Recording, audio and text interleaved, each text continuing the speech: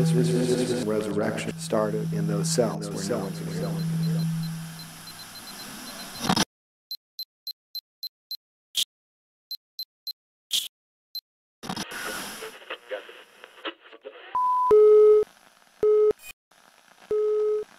Since 1949, terrible things have happened regularly to the population of China at the hands of its own government.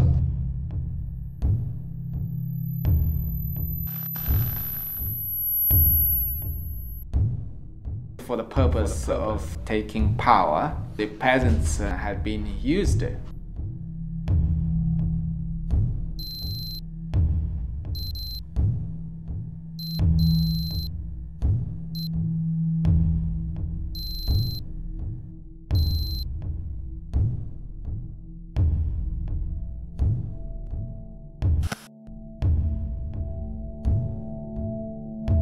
Destroy the temples, destroy the churches, spiritually control people.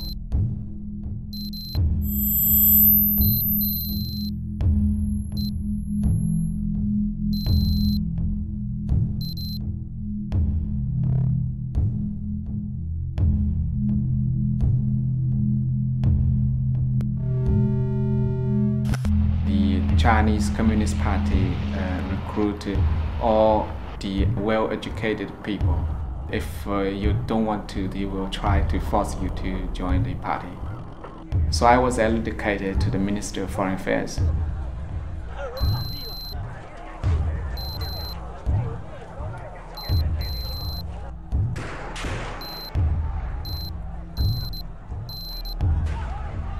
For a generation, there's been no controversy. There is now going to be a controversy, and it's not just me saying it.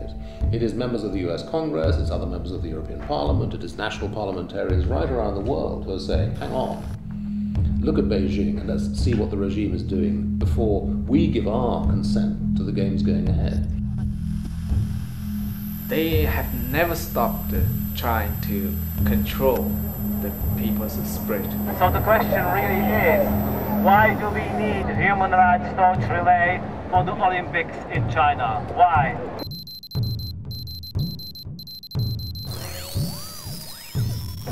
We see their baleful influence in Africa. For example, in Sudan, where Chinese oil is more important than doing something about the genocide in Darfur. In Zimbabwe, where they're propping up the dictator Mugabe. We see their baleful influence all over the world. In 1964, the International Olympic Committee, urged by people like Lord Avebury and others, boycotted South Africa's participation in the Olympic Games.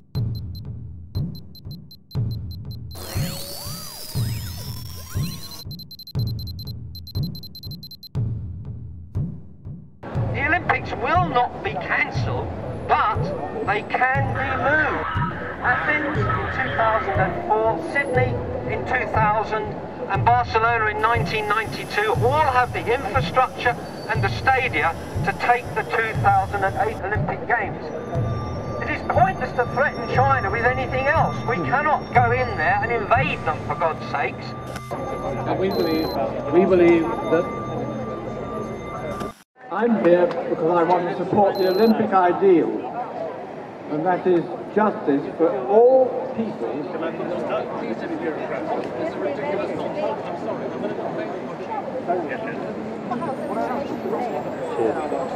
Why are we not allowed to? Because Falun Gong is opposed by the British government, is that why? It is why. Falun Gong is an entirely peaceful movement. I believe that we still have a megaphone. Ladies and gents,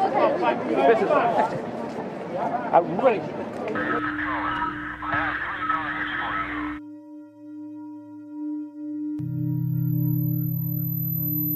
To my understanding that the Chinese Communist government has been very successful in overseas propaganda to convince the world it's turning to democracy, it's not a brutal dictatorship anymore. That's a lie, totally a lie. In 1999, the government of President Jiang Zemin declared a brutal war on Falun Gong practitioners.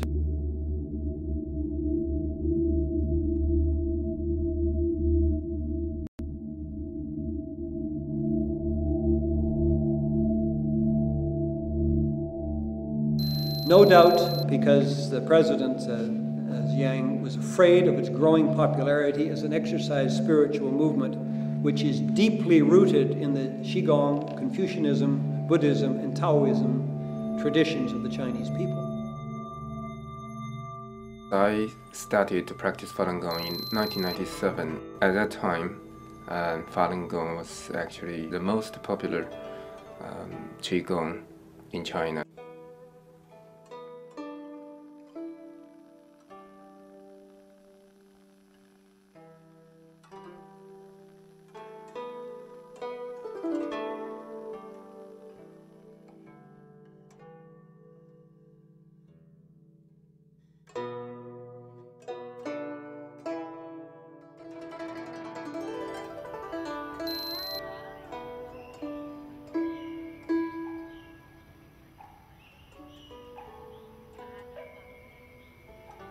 These very typical Chinese elements of religions now has been become very attractive to non-Chinese people across race and culture. And I think this is a very important breakthrough. I practiced for about 8 years now, and it seemed like all my old habits, my bad habits, just kind of faded away without me trying. As a practitioner of Falun Gong, we practice and assimilate to the qualities of Zhen, Shan, Yuan. And Zhen, for lack of a better word, is truthfulness, being honest, not cheating anybody, and trying to be a true man or a true woman. And Shan is about benevolence, kindness, compassion. And Yuan is kind of about forbearance, tolerance, endurance. So I try to assimilate to these qualities in my life at all times. And it's had a big effect on me, as it has a big effect on tens of millions of other practitioners all across the world.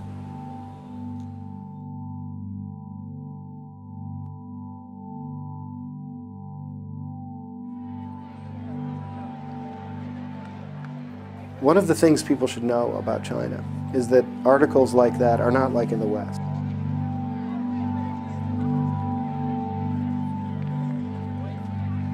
If an article appears in a Chinese newspaper, it's a state-run newspaper, it's a signal. It's a signal that an idea is being tried out very seriously by somebody at the highest levels of the Chinese government.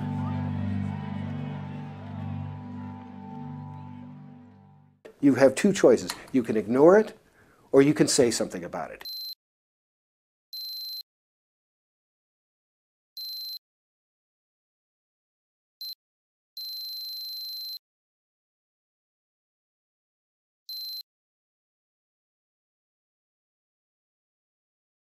If you ignore it, maybe that becomes law.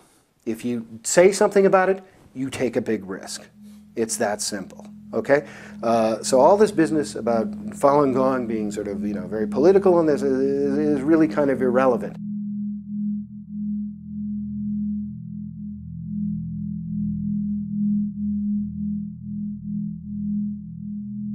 There were no signs, nobody said anything, there were no slogans shouted.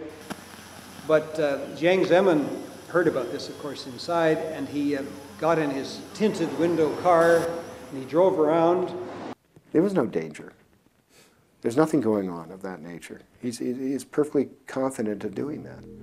And he saw these thousands of people, including members of the party, retired military, retired diplomats, a very wide representation of occupations in Falun Gong and ages and so on. And he went in and he panicked, and he wrote a letter that night which basically said, Marxism will defeat Falun Gong.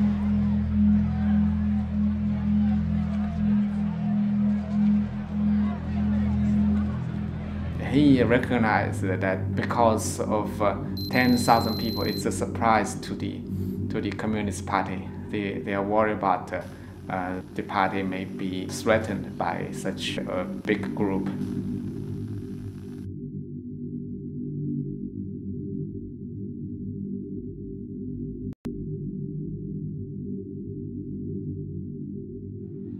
I think there is something about the Falun Gong which is emblematic of all the things the Chinese government gets very nervous about.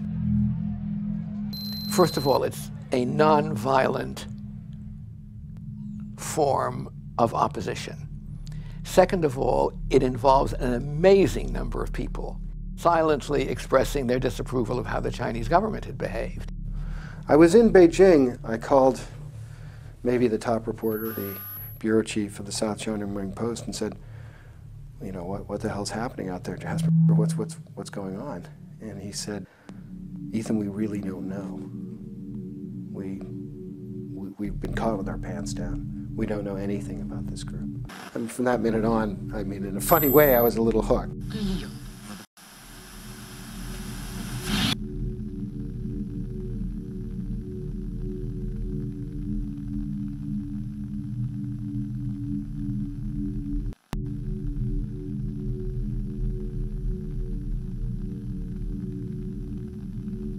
July 20th, Night of the Long Knives, where the main organizers are rounded up in Beijing. July 21st, the secondary ones are rounded up. July 22nd, the ban is made known to everybody in China and the world.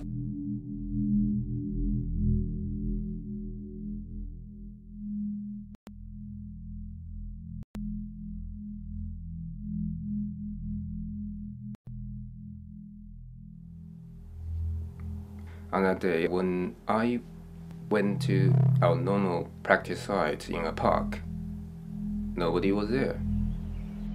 Well, no Falun Gong practice in public at all.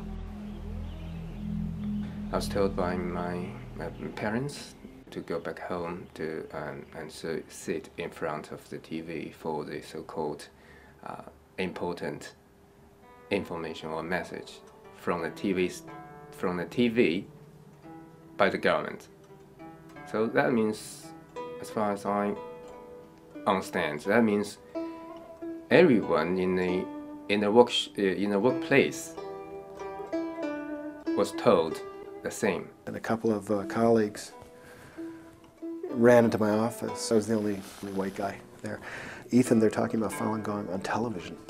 And since it was basically a forbidden topic at the time, that was shocking. And they didn't mean television, they meant China Central Television. They meant the real network, the big controlled network. And I came out and there was this expose, sort of inside edition style report.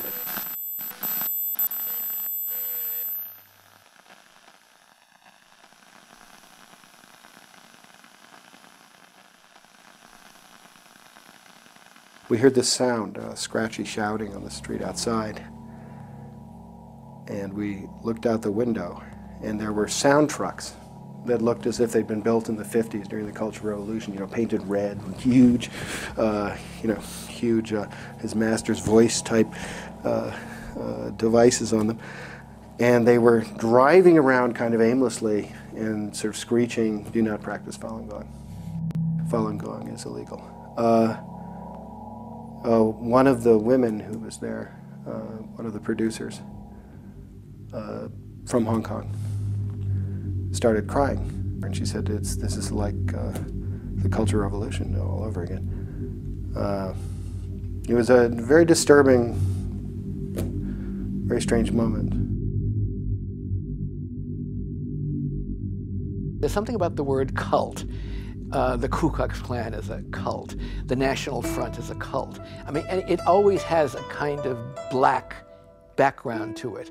So by using that term in China, the Chinese government was able to get people to say to themselves, well, if it's a cult, that's bad.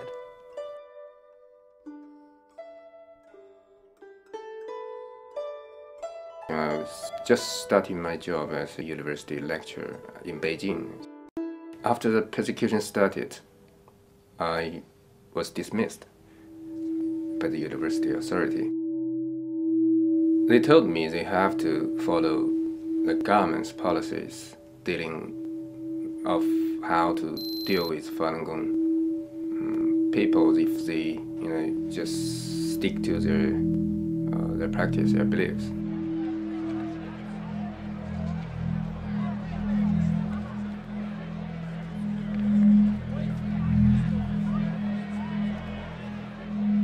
people find no right, no place to ventilate their grievances, and no avenue for them to defend their lawful rights, such that they have to stand up and protest to defend their own rights.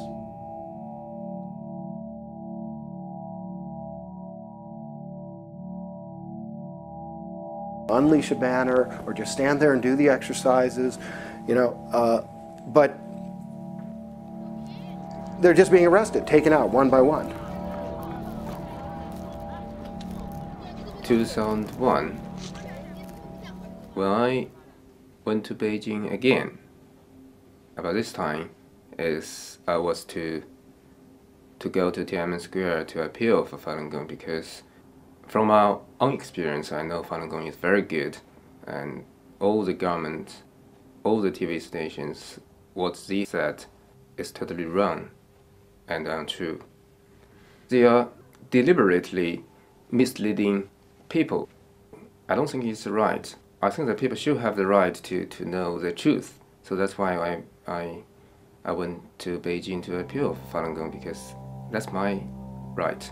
There's no coordination whatsoever. One group will stand up, boom, the vans will move in, take them out, and then another group on another part of the square will stand up. The vans move over there.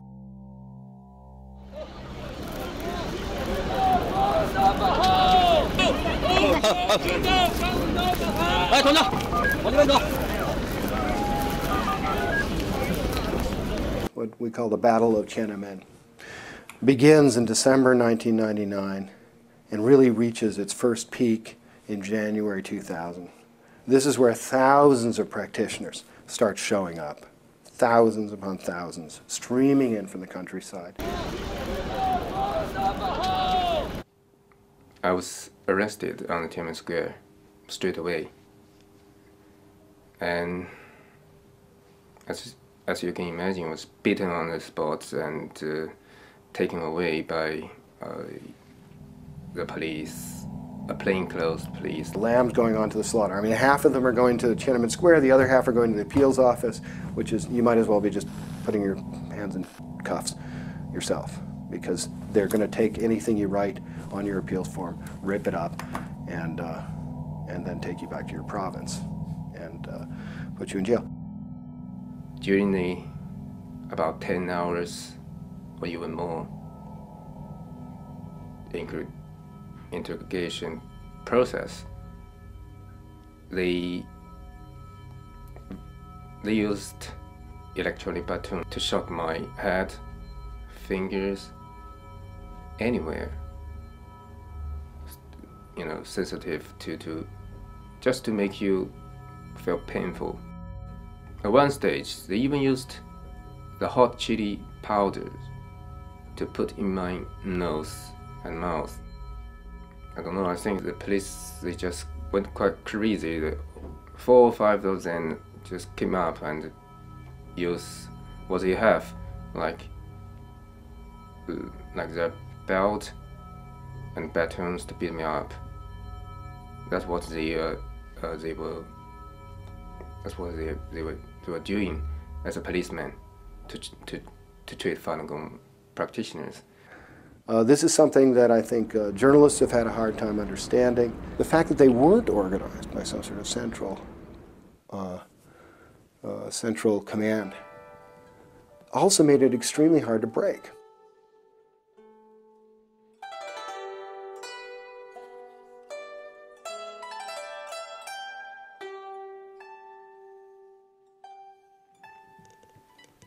It's around the years 2002 that it sets in the West, within practitioner circles, that the West is not going to save them, that nobody is going to do anything.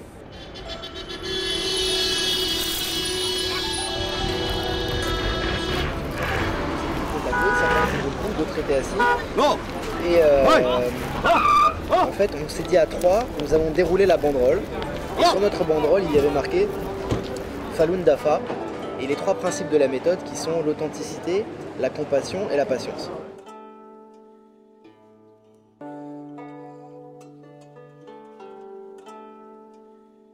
I studied medicine in China and came to the United States of America in the year of 1991. Falun Gong is such a powerful meditation system. It worked so well for me. I was very pleased.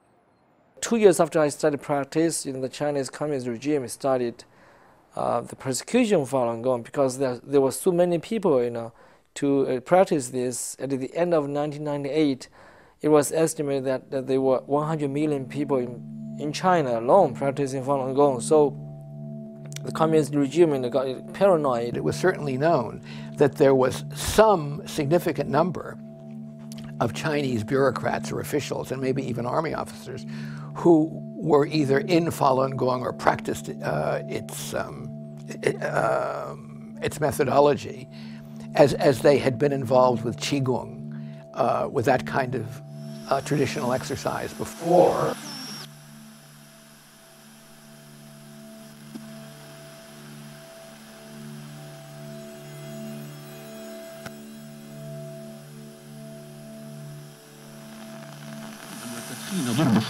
Ban the party members first, and then ban the civil servants, and then later totally ban the Falun Gong. I went back to China in 2000, trying to get contact with the practitioners inside China, and I kept in touch with them for a long time. And during that process, I understood how they were treated inside China.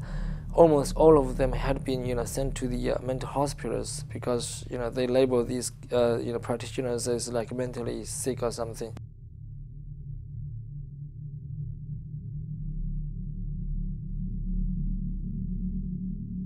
It's so important in human rights work that we get our facts straight and sufficient volume of facts and a preponderance of facts to persuade people, so that when you come out with an allegation, people will believe you.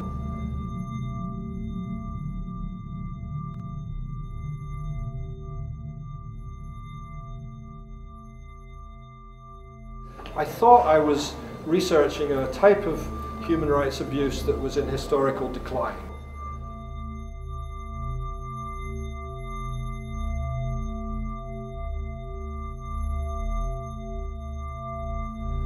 This was something that was done a lot in the 60s, 70s and 80s, sending sane dissidents to police-run mental hospitals and throwing away the key.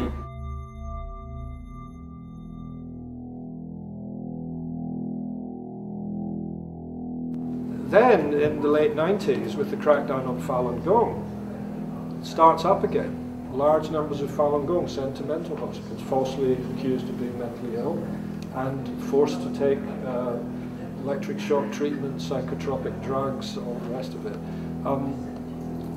Now that is still going on, and it's disgraceful.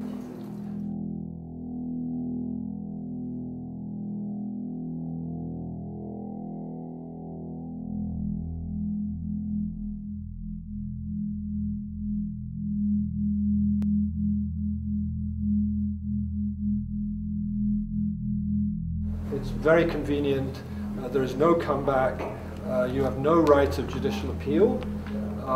The police can put you in a high security institute for the criminally insane forever.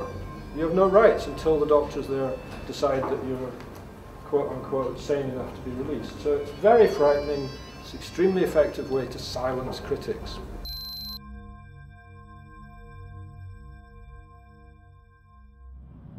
I've interviewed about 120 people, extended sit-down interviews. Bangkok to Australia, weeks and weeks in Taiwan, to Canada, all over the United States, and Europe as well, to try to talk to the refugees. It would be great to go into China. And it would be great if I had some sort of invisibility cloak, and I could do that, but I don't. And I am a white guy, and I will be followed in China. I'm not really welcome in China after writing Losing the New China. I would simply get Falun Gong practitioners in trouble. And they don't need that extra trouble at this point. Many of them were sent to the labor camps. The Communist Party labeled that as re-education, because they want to reform people. They want to reform people's mind and the behavior according to their own doctrine. And I was from China, and my friends, my family are all there, And as a Chinese, I had this responsibility to help people. I was taken away to a cell for about 5 or 7 days without informing my family at all. And then I started to refuse their food and water as the only way I can, to protect my right. Because I don't think I have done anything wrong, even according to the laws. After about 4 days without their food and water, they tied me up to a chair. They used a pipe and just to push very hard to your mouth, or to pump in some stuff. The whole process was very hard. Hundreds of Falun Gong practitioners actually died during a force-feeding process.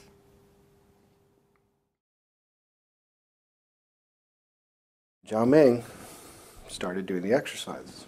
There's some motion from the policeman's office, and a policeman comes charging in, hits Zhao Ming squarely in the cerebral cortex. He goes crashing to the ground, and Ma looks at him and thinks he's dead. But he's not. She looks away, she looks back, he's up. He assumes the second position, that's where he was.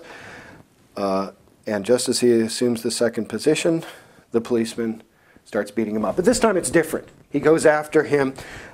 He doesn't want him to fall. He, kicks him in the balls, he takes him in the chin, one after the other. Eventually, he crumples, he goes down.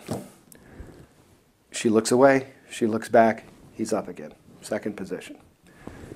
Guy goes after him. This time, she looks away. We don't really know what happened, and he doesn't remember very well at this point. But it went on for a couple of minutes, okay? Bone-crunching sounds. She looks up, back in the second position. Cop gives up. Now, is that a made-up story? I don't think so.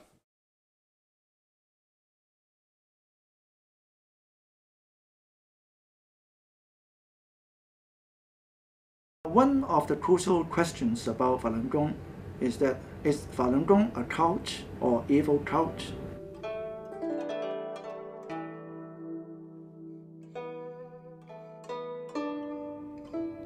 Personally, I'm not a believer in Falun Gong, in its philosophy, or in its qigong. But I am deeply committed, strongly committed to the view that Falun Gong is a peaceful organization. I have no legal or other moral reason to support the accusation that Falun Gong is an evil cult. I would rather say Falun Gong is a spiritual movement. It has no plan or ambition, so far as I know, to threaten the peace, order, and stability of a society, including the society I'm living in. I see no reason at all why we should interfere with the freedom of the Falun Gong members in continuing to do what they have been doing. Make people believe that Falun Gong is a cult, and so that it should be banned and in China should be eliminated. Now, of course, one has the freedom to pass judgment on other people. But I think it is a very, very serious matter for people to do something to restrain other people's freedom. Freedom of expression, freedom of speech, freedom of association, or freedom of demonstration, because you take the view that this organization is evil.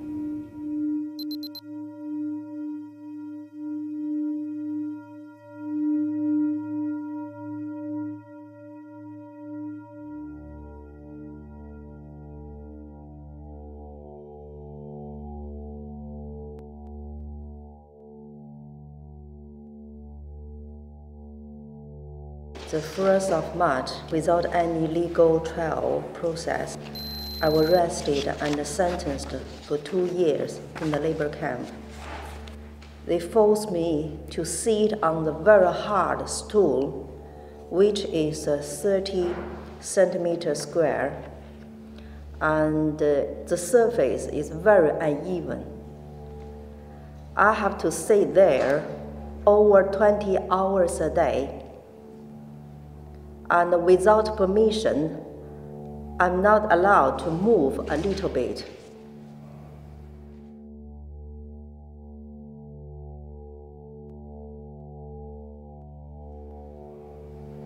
My knees have to be closed, my feet have to be closed, and my back have to be very straight, and put my double hand on my knees, and not allowed to close my eyes, and sitting like this for over 20 hours a day. And just a week later, my bottom is broken, and some other practitioners, their bottom already all rot, become rot. They couldn't see it anymore. And because I suffered both mentally and physically, so all my hair turned white. Now you look my hair is dyed color. It all has gone white. And my memory is very bad now, very weak. And even my eyesight is very, very bad.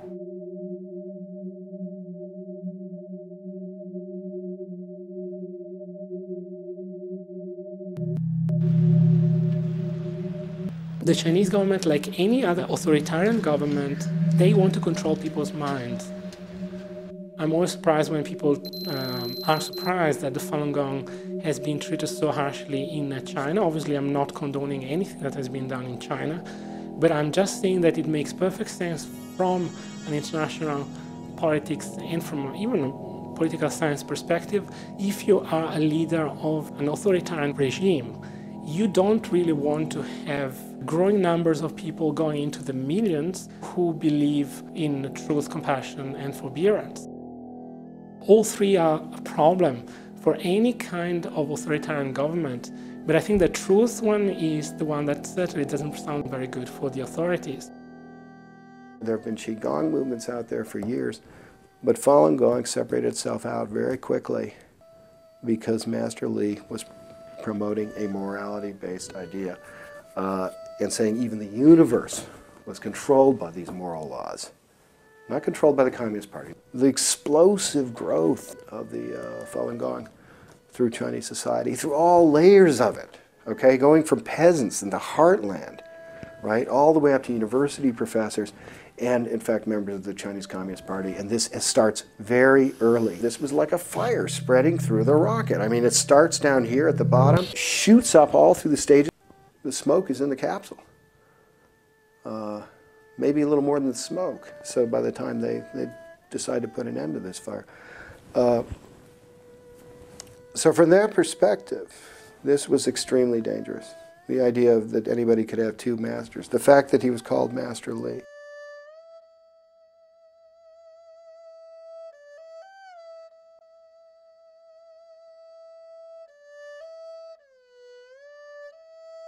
The fact that Master Li had come almost from nowhere. The fact that, that he didn't give orders, I think in some ways was one of the most striking things. And that yet it spread so quickly. This is what worried them.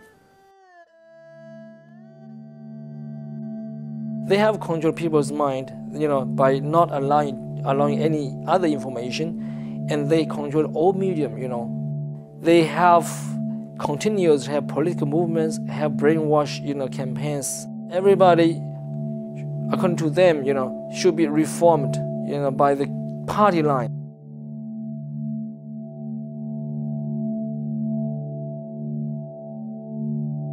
So in this case, especially in the persecution of Falun Gong, they have told so many lies about Falun Gong.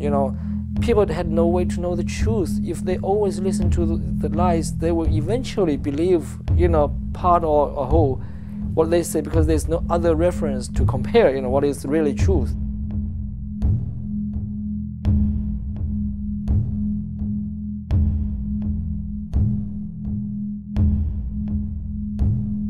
I think it's important that people are aware of the facts and they are told the facts, and then they will just come up with their own opinion. But there is, if you only give your side, you will play in the hands of the Chinese propaganda, because to some extent then they will say, well, see this, they don't even consider our point of view, we had good reasons. And as I said, they, from their perspective, I think they have very good reasons to be afraid of Falun Gong, to be afraid of Tibet.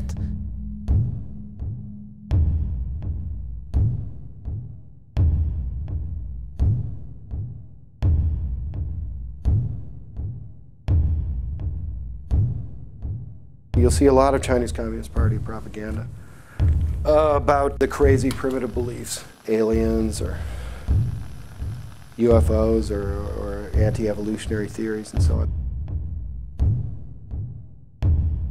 They have a very tight scrutiny on the media about everything they write on Falun Gong and its members and all their activities.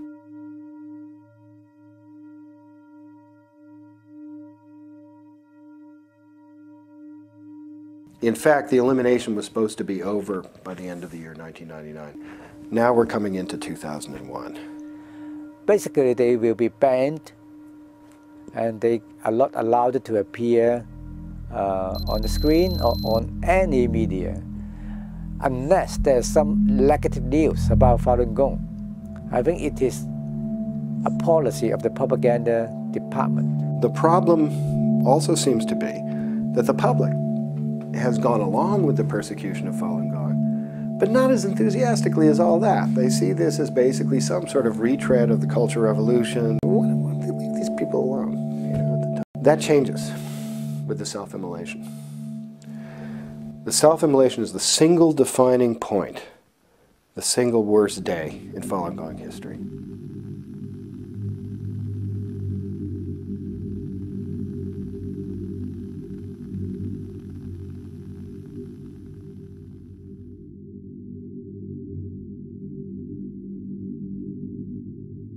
Well, I think it has to do with the intense media campaign that has been levied against the Falun Gong community since about April of '99. They put things on television, I gather, and I've seen a couple of them, where they suggest that Falun Gong practitioners tried to self-immolate themselves in Tiananmen Square. And yet, if you follow this thing closely, you can see it's pretty obvious that it's kind of a set-up thing, and that you see a hand come into the screen very quickly, and the people arrive within 30 seconds. Did they not know? I mean, it looks pretty phony.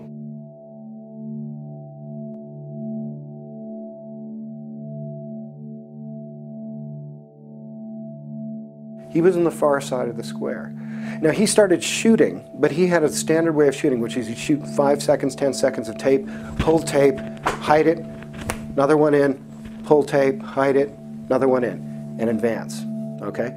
He didn't get very far, okay? He made it something 50 yards down the square.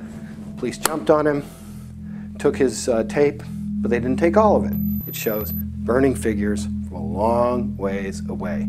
Nothing like what the Chinese government is showing you as the footage there.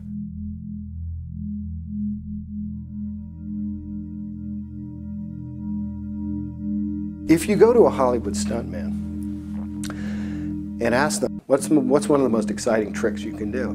They'd say, set myself on fire. And you'd say, well, that sounds really dangerous. They'd say, no, it's really not. It's no problem. Just do it under the right conditions. You get through it.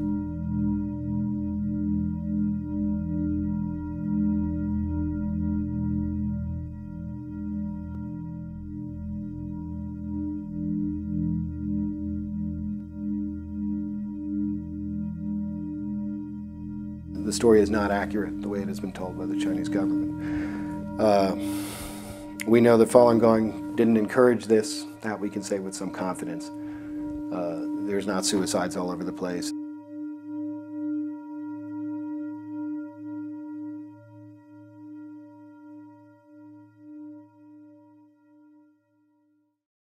But we do know one thing.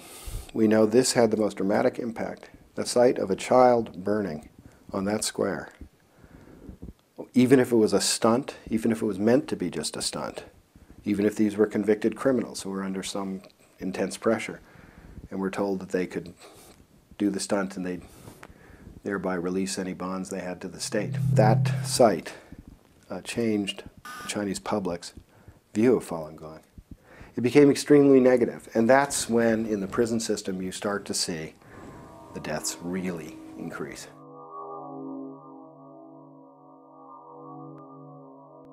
Convince the world that the Communist Party policy of persecuting Falun Gong is legitimate, it's reasonable, it's from the will of the people, it's not for any political purpose.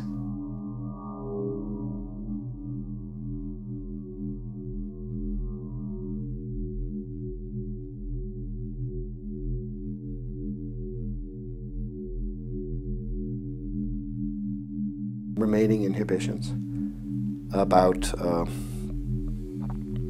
torturing practitioners to get them to transform drop away at this point. And it becomes clear that the 610 office allows prison systems now to have a death quota, to have a certain amount of practitioners they're allowed to just kill off at any given time. In this case, it's extremely important to break through this medium blockade by the Communist Party. So inside China, a lot of Falun Gong practitioners, they risk their lives to hand out the flyers and to hand out the DVDs and tell the people by word of mouth. And starting from March 2002, some practitioners successfully use a TV network to broadcast the truth of persecution of Falun Gong. And I saw that that was extremely effective because you can reach thousands of people at a time. They all have personalities. There's the jock, there's the smart gun, there's the tomboy girl one who shows them how to climb up a telephone pole. But they actually pull off this feat of changing something like 6 channels all simultaneously to a Falun Gong truth clarification video exposing the lie of the self-immolation on Tiananmen Square for 45 minutes. That's pretty good.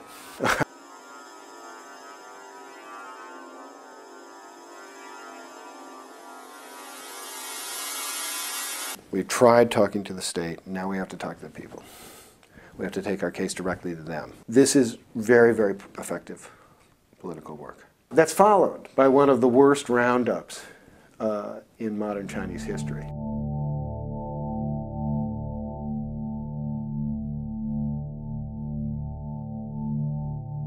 One of them is released.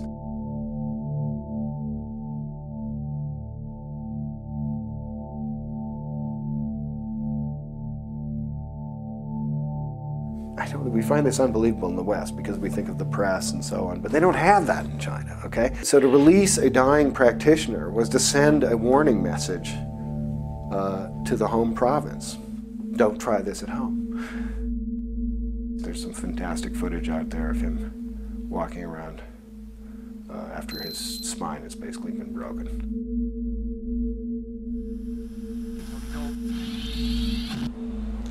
Some people ask, are Falun Gong practitioners getting political? Here's my thought on this. And this is a delicate situation here.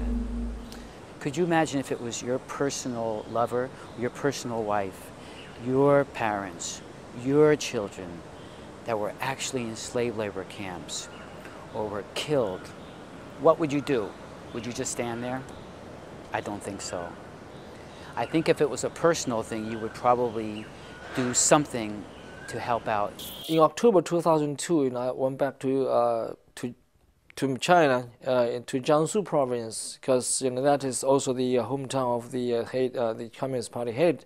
So I think that's extremely important for people over there to know the truth. I spent like 3 weeks to prepare the tapping devices. October 22nd, I was carrying the 5 sets of devices in 2 bags and walking in the city of Yangtze at night. And I was planning to tap into the TV network at that night. But when I was walking in the street, I was stopped by the patrol police.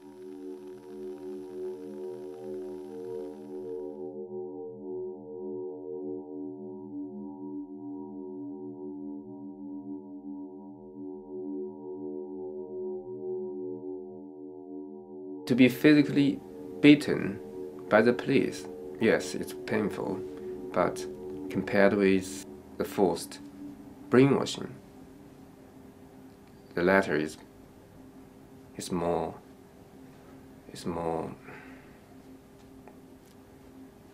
difficult to endure as a human being. After 2 weeks, my mind would go very slowly because there was no information at all,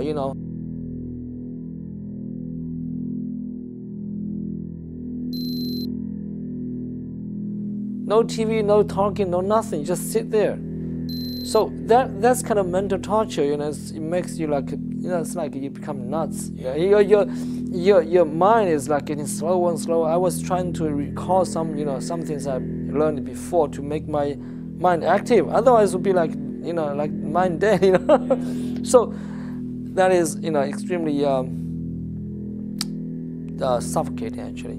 They spend a lot of money and manpower. Almost every Falun Gong practitioner in the brainwashing center, they have at least one people to follow them 24 hours.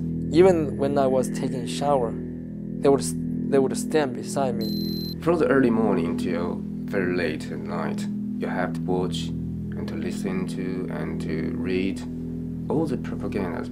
You know it's propaganda, you know it's untrue, but you have to watch it. If you don't, they will use some, methods like use electronic baton or other torture methods to force you to do what they ask you to do. They just kept torturing me because I refused. They used all different ways to torture me, to force me to sit straight all day long from 7 o'clock in the morning to 9 o'clock in the evening. The longest was 48 days consecutively. Every day I was forced to sit on the little stool until I had a heart problem. I should probably mention here, especially after what we just heard a few moments ago, that other Falun Gong practitioners who have managed to get out of China, such as Mr. Xu, have told David Matus and myself that they, without any charges or court proceedings, worked as unpaid workers in re-education camps for up to 16 hours daily in unhygienic and brutal conditions.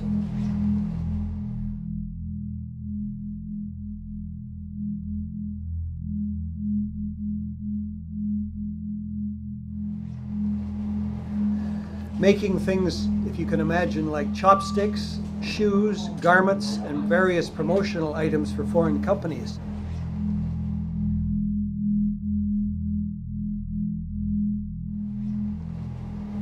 All for export markets. I ask rhetorically, where is the World Trade Organization?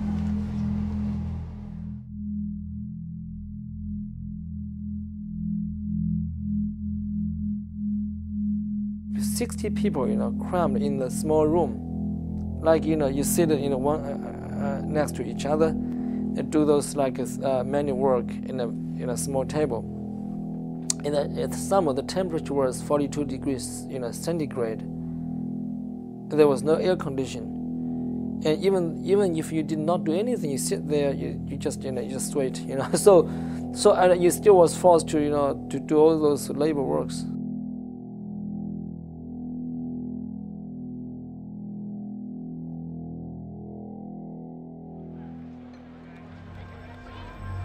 And they also had a kind of, they call this condemnation session. This is like a political term inside China, inside the communist regime system. A condemnation session is a sort of rally, the so-called criminal or those who should be reformed would stand in the center. All the other people would surround him, or her to yell at him, to call her name or his name, to say, you are such a bad person, you should be doomed, things like that, or all those bad words, very dirty words. I was not able to repeat those. So they had condemnation sessions all the time. One group, did this to you, like just trying to shame yourself, say like shame on you, things like that. And after this group left, another group will come. So they try to exhaust those people. They do one thing after another. They give you no break at all. After slave labor, then they will do this study session, brainwashing session, condemnation session. My treatment, even though was extremely suffocating, but it's still better than those practitioners inside China, because we know that many people have been tortured to death, literally just tortured to death, beaten to death. Right now it's like more than 3,000. As what we know, their names, their address, and their stories. But what we don't know is far beyond this number. And also we know that they took the Falun Gong practitioners' organs out for profit when they were alive.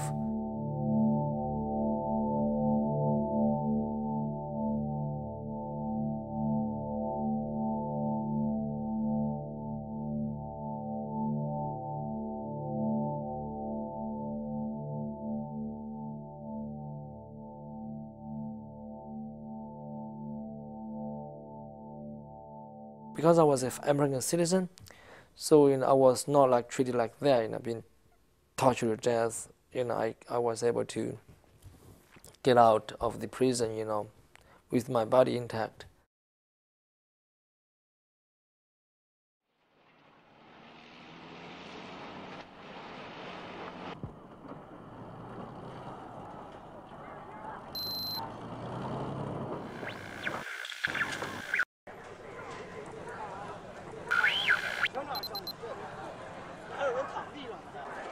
Tiananmen had a trickle-down effect to society. What it had done was opened up the minds of the Chinese people. The 80s had opened up the minds of the Chinese people. In many ways, the 80s was a much freer period in China than the 90s or the present time is. You could talk about anything for a little while. You could think anything. A lot of spiritual practices which had kind of lay unused in the corner somewhere for a long time, were suddenly being pulled out, dusted off, looked at anew. And that's partly what the Qigong thing is about, the Qigong craze. But Falun Gong was actually pulling on a much stronger tradition, something even deeper. No churches, no organization, no money. It's a very significant thing. It's almost never commented on in the West. These things are very threatening, again, to the Chinese Communist Party from their perspective. But from a Chinese standpoint, they're incredibly familiar. Even people who didn't have any religious background, who just maybe had one granny or one grandpa who used to talk about something, or even just some folk belief. Everybody has almost a genetic memory, sleeping, of a different time in China when things were in harmony.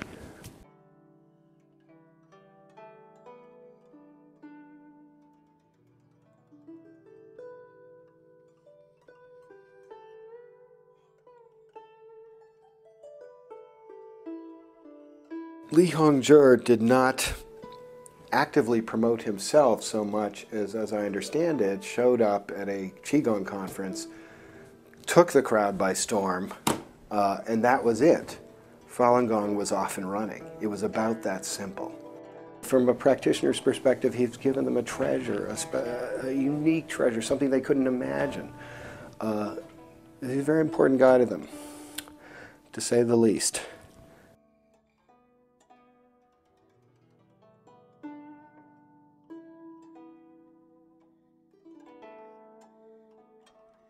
A friend of mine, who's a Falun Gong practitioner now, was a Chinese diplomat. In the late 90s, he went back to Beijing, and he went to the foreign ministry, and he noticed that in the foreign ministry, people were doing meditation. And he said to his colleague, he said, "Why do you pay these people to do nothing?" And his colleagues said, well, basically we believe in Falun Gong. We encourage the diplomats to do Falun Gong because it's good, as you just heard, for their health. And this is the mid-90s. I'm told that the Consul General in New York, diplomatic staff, gave a course on Falun Gong for New Yorkers to show them about Chinese culture. We also know that the Chinese government was actively promoting those ideas as well. During that period, he was invited to Paris to show the lecture in the Chinese embassy in Paris. We've talked to people who were there at the time. He was very well received. The Qigong organizations of China promoted Falun Gong.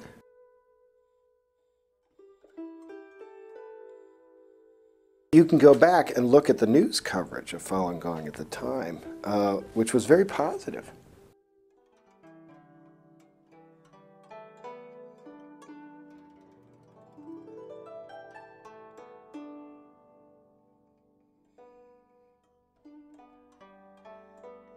He does represent, or he resembles, what we would think of as a spiritual leader a little more cleanly than any we've seen in quite some time.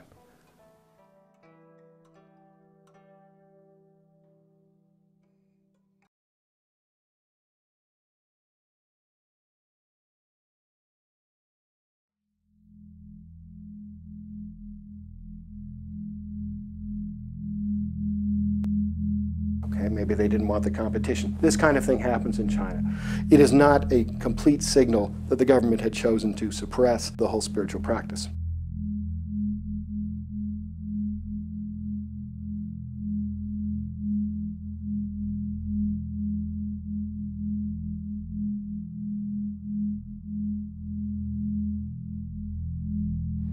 But as the numbers grew, which you just heard, I think Jiang Zemin panicked, and he thought he may have known that Falun Gong is not political, and it isn't. They want nothing to do with politics.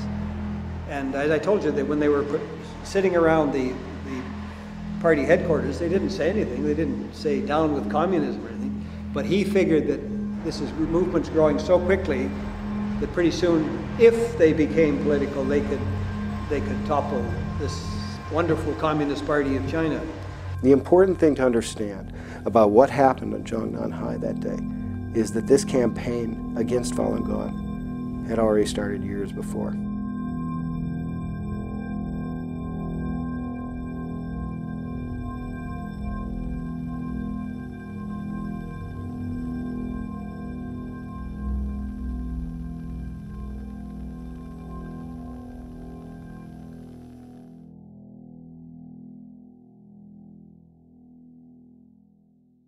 I recently did an interview with a finance minister who's now in exile in Sydney. And he revealed that he was told to start turning down anybody who was Falun Gong for a business license. A couple of months later, he was told, you know, actually get rid of the people who have business licenses, eradicate their business licenses, revoke their business licenses, anyone who's Falun Gong. Now that is a campaign, and he was very clear about it, what Jiang Zemin had chosen and what the party had chosen. And it was already in place in 1998. Eliminate Falun Gong. 1999 is just a playing out, month after month, of that. So first you have Tianjin, then you have Zhongnanhai. Perhaps I can add to this. In the 9 commentaries on the nature of the Communist Party published by the Epoch Times, it says clearly that communism is not a Chinese idea, it's a Western import into the Chinese culture from Russia. Alien idea to Chinese traditional tolerance, truthfulness, and these qualities embedded in Chinese culture, and that's why it doesn't sit well with the Chinese people. And throughout its reign of 56 years, it has periodically undertaken purges in which it was wiping out vast numbers of the population, whether they were the landowners or the intelligentsia or the artists. And there were about 6 or 7 of these waves in which 80 million people of Chinese people lost their lives. And the last wave is now the Falun Gong, apparently. So this is something that the communists do to stay in power in that country.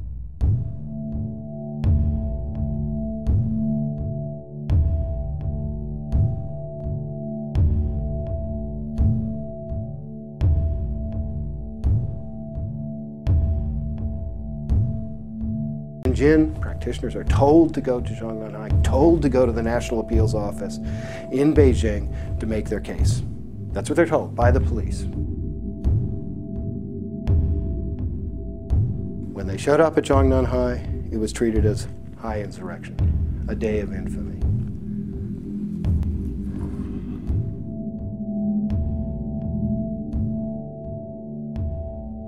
A lot of journalists have bought into this, and it's a funny one, is that the Chinese government was taken completely by surprise.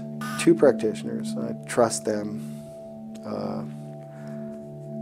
completely. They were walking by the Forbidden City, and they stumbled into an armed unit, fully armed, bayonet ready, in military vans.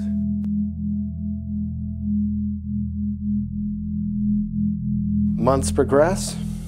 By June, the government is on one hand saying there's no interference with Falun Gong. But in fact, what the government is doing in June, on the 10th of June, is creating the 610 office, the machine that will lead to imprisonment and death of thousands. How much money was spent on it, and far worse, how much cruelty was used by it, is a subject that I hope somebody will write a book about. There's a representative latched on to every level of the CCP hierarchy that is pervasive and goes all the way down to neighborhoods and townships and streets with their little neighborhood watch groups. And there are orders for everyone, each one of those down to that level, to create their own 610 office. There was one bit of research I came across where it was an archived website of a university in Qingdao, and it was from their Public Security Bureau's website. I guess they have their own Public Security Bureau. And in it, they were talking about how they were creating a 610 office in the university.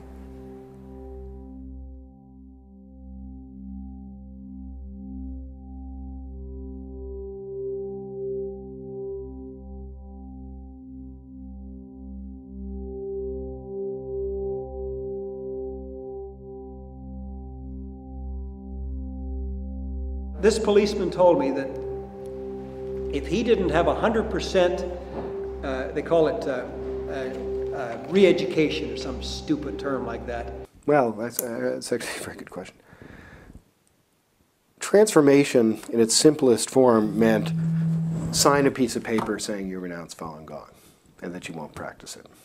Actually, no, but it didn't just mean that. Actually, it meant you need to make sort of a more personal statement of what Falun Gong means to you, or what it meant to you, how it led you astray, and why you're rejecting it.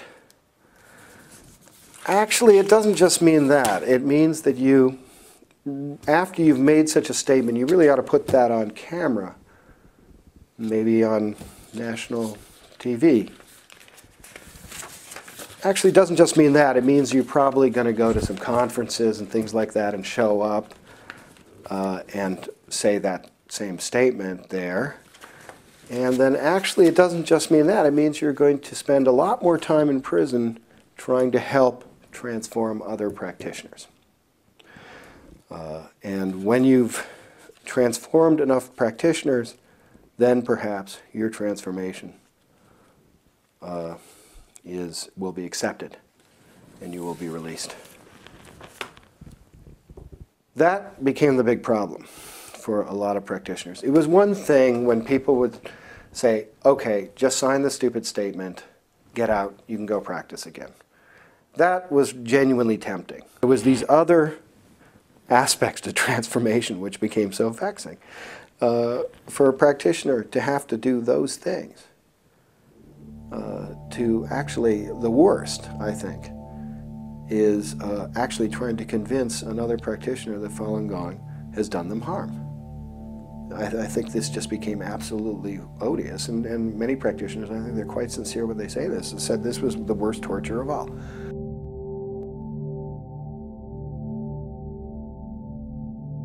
If somebody signed a form, said they had renounced Falun Gong, and they went back and became a Falun Gong practitioner again, that was a blot on his office. You know what he told me that they were authorized to do if they had any doubt, say about Annie, that Annie might go back to being a Falun Gong practitioner?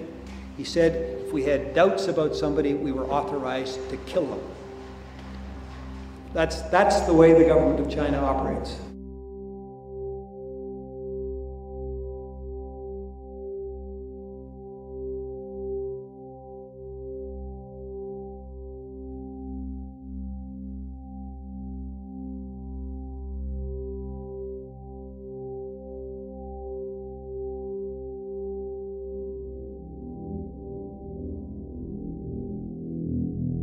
There's a speech actually from Jiang Zemin that was circulated to all levels of the Communist Party, telling them that this is the leadership team and that they have to cooperate with them, regardless of what it says in the law. And that actually violates China's own constitution, because Article 5 of the Constitution says that no organization is above the law.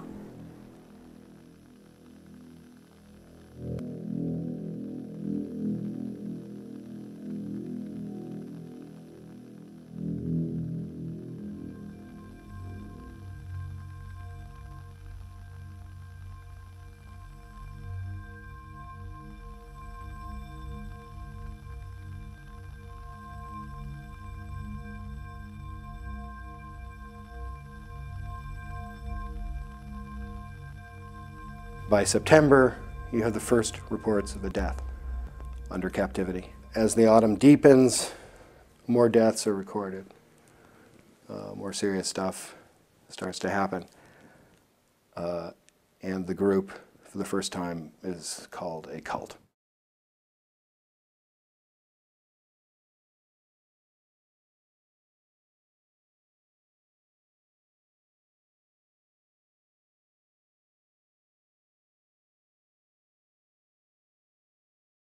It is called a evil cult, and laws are passed to make evil cults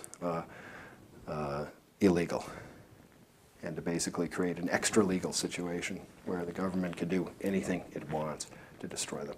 By January, Falun Gong starts fighting back. Some practitioners were very quietly trying to hold conferences, just like the old days, at great risk, tremendous risk, right? While others were working directly on documenting the persecution, and others, sort of the, if you like, the kind of the foot soldiers of the thing, were mainly the peasants coming streaming into Beijing. The initial arrests in China did not mean such serious consequences. They might be brought in, they'd be roughed up a little bit. If they wouldn't sign the transformation statement, they were often let go, initially. It was the repeat offenders who started to get into real trouble. The conflict shifts from Tiananmen Square itself into the prison system, into the labor camps. This is where the real resistance began. In a prison, no one can hear you scream, and no one can see your pain, and I'm sure that point was made again and again and again in prison. Your sacrifice is utterly useless. And so it seemed. But in fact, certain people, and you see this in Zhao Ming's case, you see this in quite a few cases actually, put up such a resistance, were so stubborn, so difficult to defeat, that they started to slow down the entire system.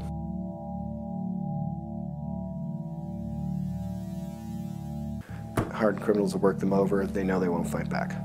They're nonviolent, they won't fight back. Shipments of cattle prods start appearing. The system starts to have trouble. And you can even see this reflected in the memos that are coming out of the security forces at the time, which are identifying Falun Gong as a really, really difficult problem. You try to visit a prisoner, you try to visit someone in a labor camp, you try to, some people get sentenced to prison, people lose their jobs, money confiscated, torture, all of it, it's all run by the 610 office. Ministry of Foreign Affairs is a part of 610 office system, majorly in propaganda role as a propaganda machine overseas.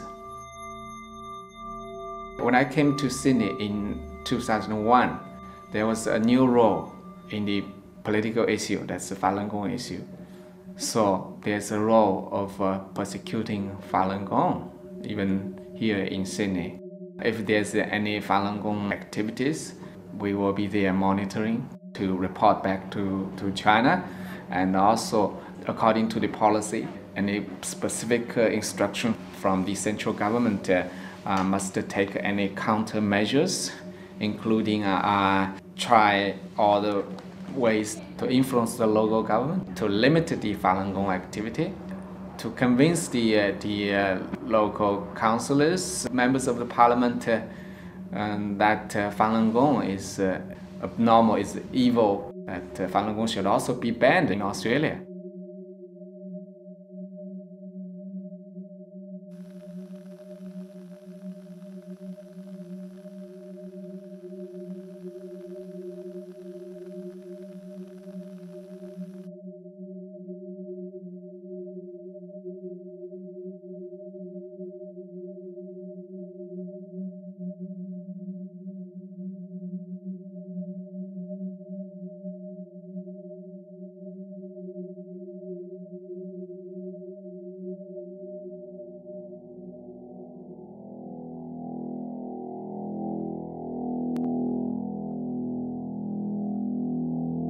So that's one of the major roles actually I played in the consulate.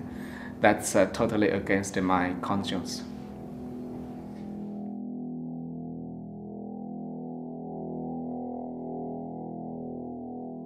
I feel guilty when at the beginning period, I followed very strictly of the government policy of persecuting Falun Gong people here. You will find there are a lot of Chinese secret agents and the Chinese consulate staff were hiding somewhere.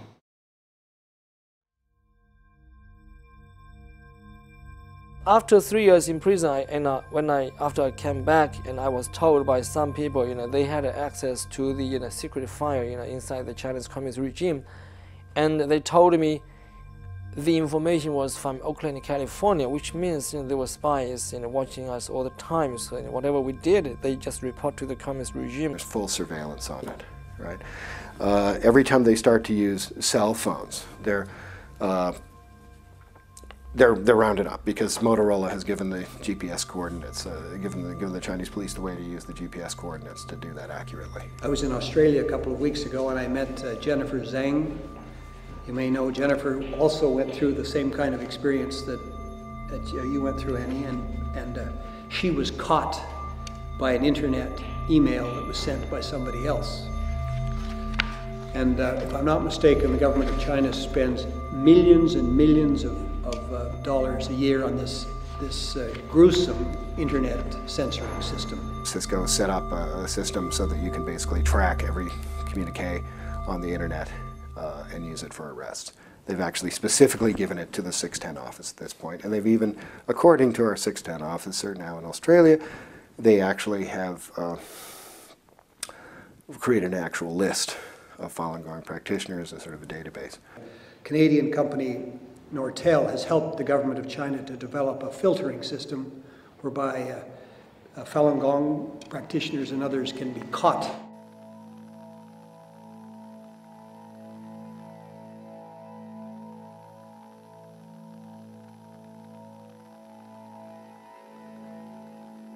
People feel that if they criticize China, something bad will happen to them. I call that the China magic.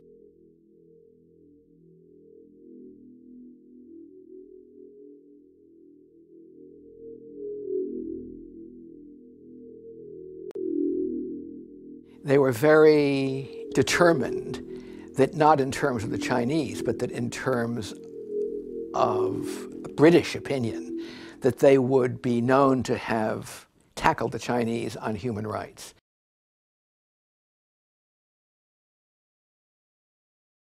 That they just didn't do it, and that everything they said was a lie. that they in fact did not bring up these matters, but that they wanted the press, and including me, to think that they had.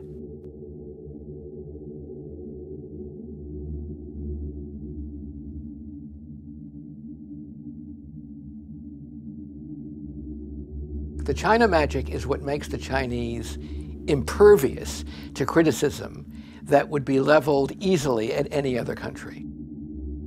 No one wants to lose the money that comes from China, and that is perfectly understandable, except that you should also consider that you cannot just shut down protests because a lot of money is involved. When the Chinese practice persecution, torture, execution on people with whom they disagree, I think this has to be confronted and just spoken about and written about.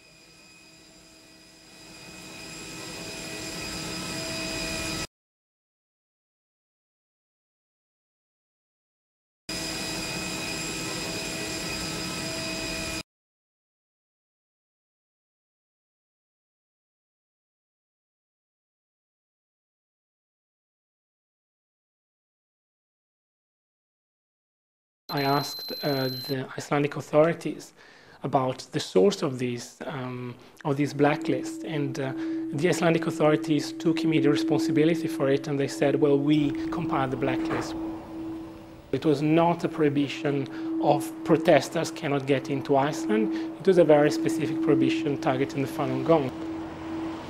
To all effect and purposes, it was secret in the sense that it was not intended to come out explicitly.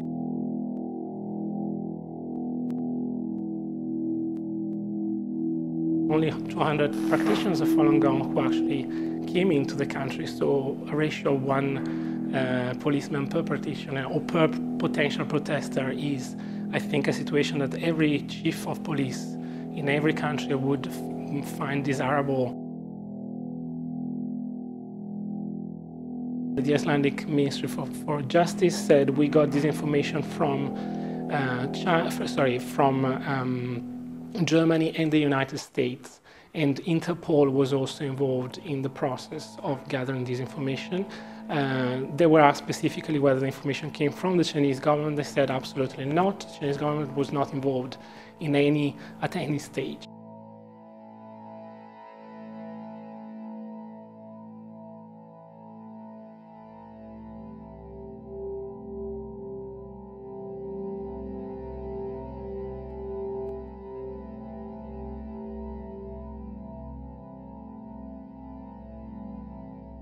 If you were on the blacklist, you were prevented from boarding the plane. There was some embarrassment from Iceland there because they didn't know how to explain the matter to the practitioners.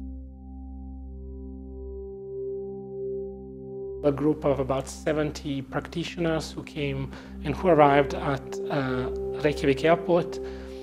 They arrived into the country. They were questioned about their spiritual beliefs. The Icelandic police determined that they were there as members of the Falun Gong.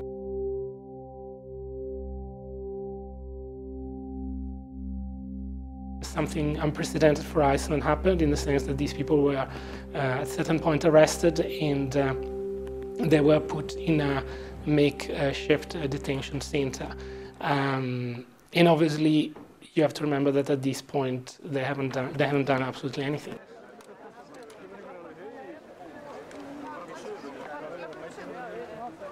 Icelanders aren't really easy to get out to demonstrate or things like that, but I think people were widely dissatisfied with what was happening and thought that it was not right for a democratic society to obey to demands like removing people and taking actions on the grounds of what the Chinese government wanted to do. I think there were no obvious threat or anything. It was just to please a foreign guest by means that are not accepted in our society. What upset the Icelanders most was the approach of the Icelandic government was unethical. The problem in this case was that there was the targeting of a very specific group, which is a spiritual group who were peaceful, who did not create any kind of trouble and who did not intend to create any kind of trouble from the beginning. The Icelandic government did not know what the Falun Gong was. This is a very important point. There is an ignorance point. There's not, I don't think there is any kind of bad faith from the part of the government itself.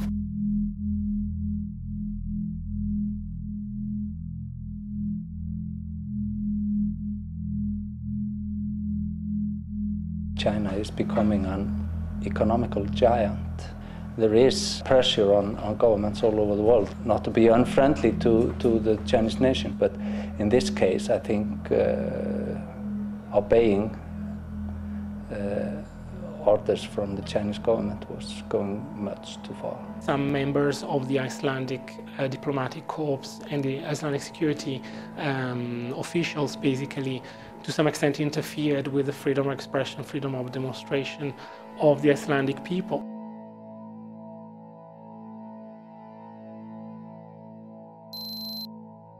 You had cases of spying on the Falun Gong activities. You had cases of bogus demonstrators who were put there by apparently Chinese officials.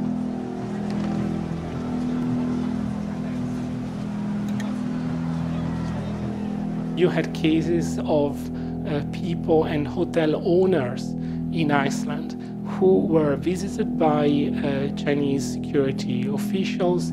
They were told, you need to cancel the bookings of these Falun Gong people because these are dangerous people. So it is against your interest. These are people who are mentally unstable and will create problems to your guest house or hotel.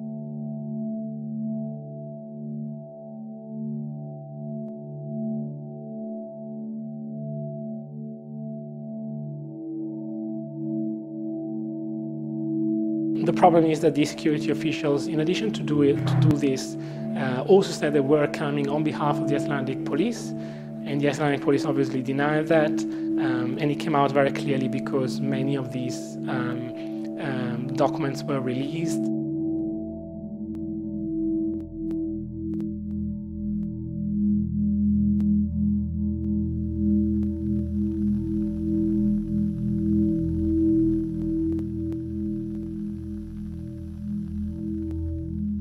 In terms of the visits that the Chinese president made to other countries, there were problems before and afterwards. Italy, Germany, Switzerland, Australia, New Zealand, Lithuania, for example, where the chief of the police himself apparently said that he could not guarantee that the Chinese bodyguards of Jiang Zemin would not shoot demonstrators, in that case was Tibetan from Tibet, on the spot.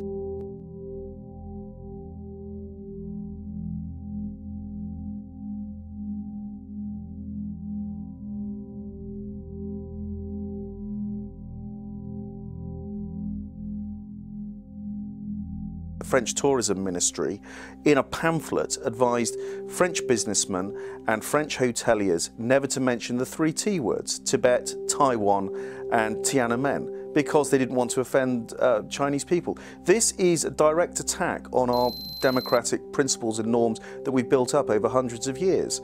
And the view that we have to literally bow down in front of China and accept its anti-democratic processes is an extremely worrying one for the future of democratic societies in the West.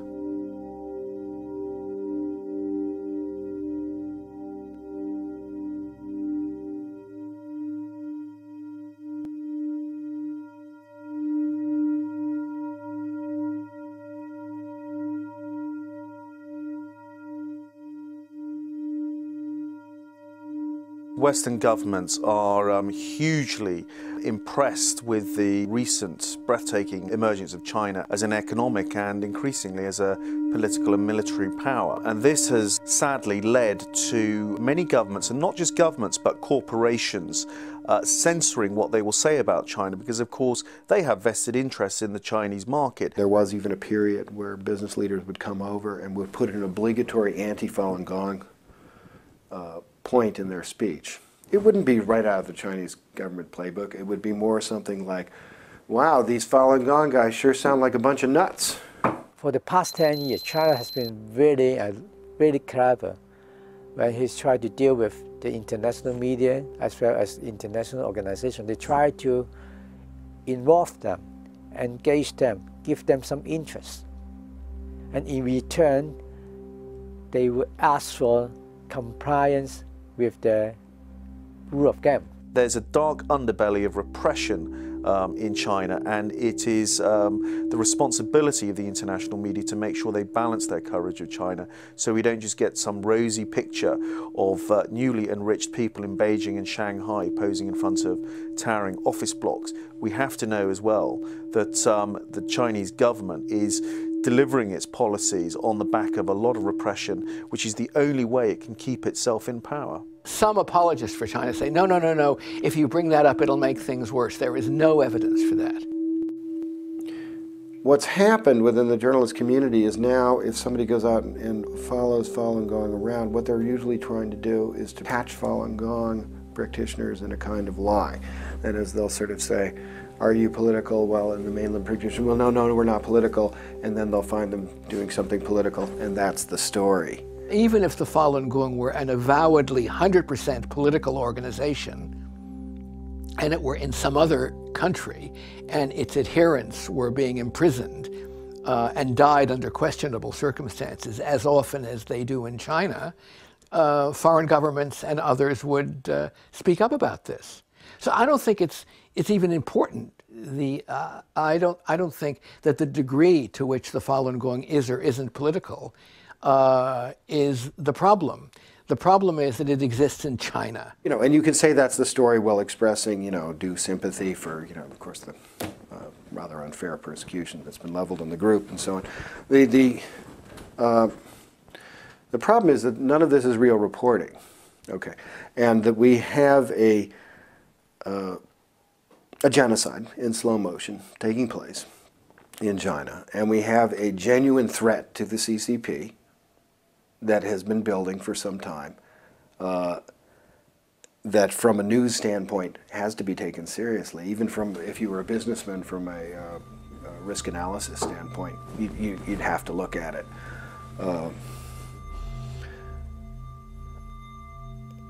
But there's the third reason, which I think maybe is the most important, is that if you report on Falun Gong in a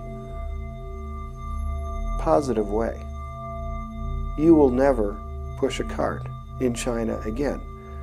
This is what we call the information management.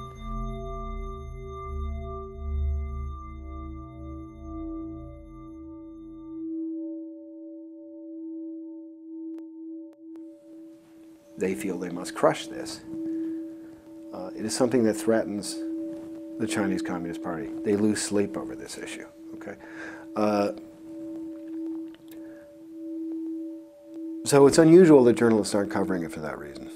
They have to, you know, kowtow with Beijing in a way in order to secure a workable relationship, they say, with China in accordance with the Chinese law.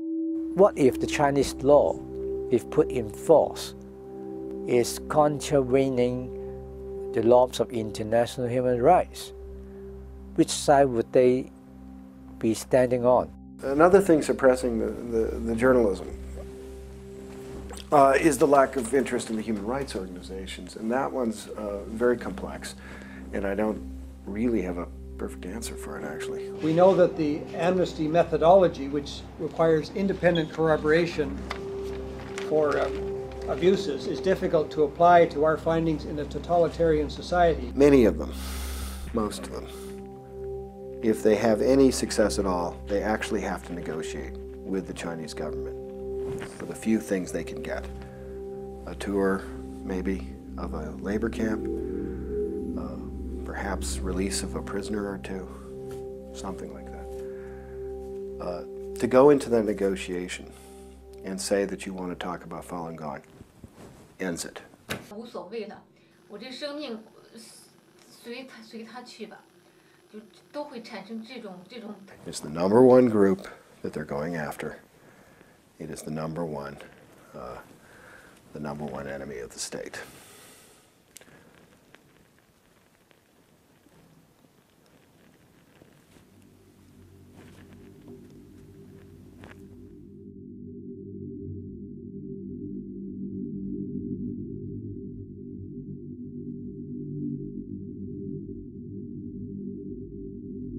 David Matus and I give Amnesty great credit for putting out an emergency bulletin recently about the arrest of China's most courageous lawyer, Gao Zhisheng, who has spoken out for the human rights of many Chinese citizens, including Falun Gong practitioners.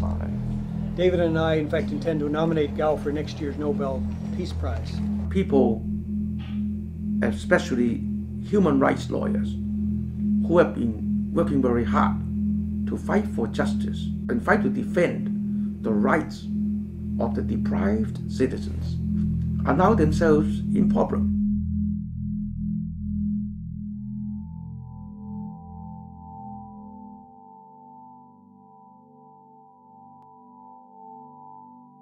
In 2005, the UN Special Rapporteur on Torture, Dr. Manfred Nowak, visited China and Tibet, and he reported officially that torture remains widespread in China and Tibet.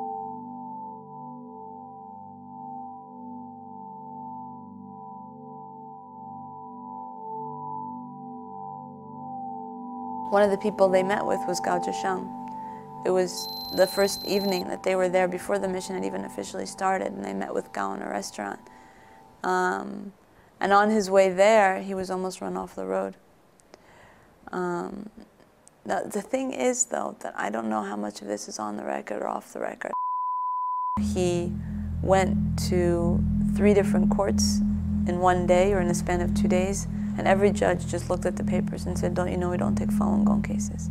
The court system in China is so bad that there may be a judge sitting up here at the front of the courtroom, but more than half of them are retired military, who are, of course, only too glad in most cases to do the bidding of the party. The judges said, you lawyers clearly aren't members of the CCP or aren't aware of CCP regulations. Don't you know lawyers aren't allowed to take these kinds of cases? You better be careful, you're going to get in trouble.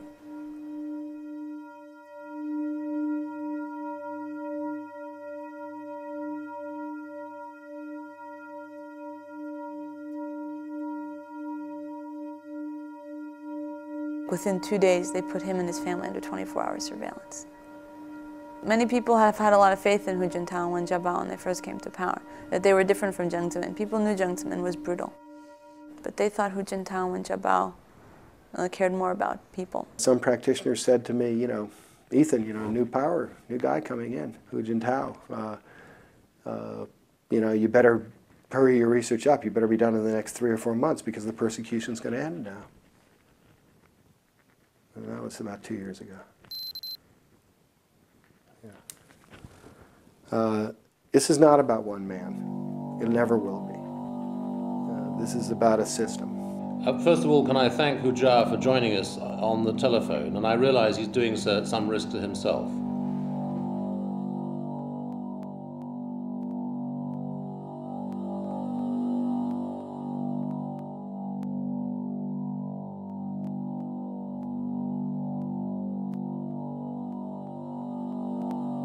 I was supposed to meet Gao Zhisheng, but all the ambassadors said, do not meet him, and then I discovered that the people I had already met had been arrested.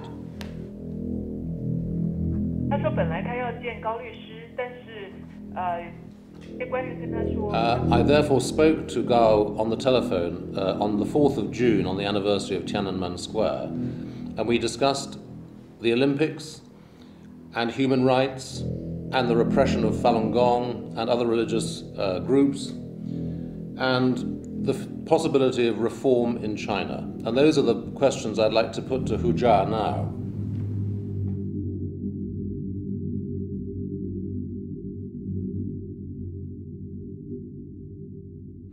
Could Hu Jia also make it clear to Gao Zhisheng that at the highest levels of the European Union, we are making strenuous efforts to have him released. Okay.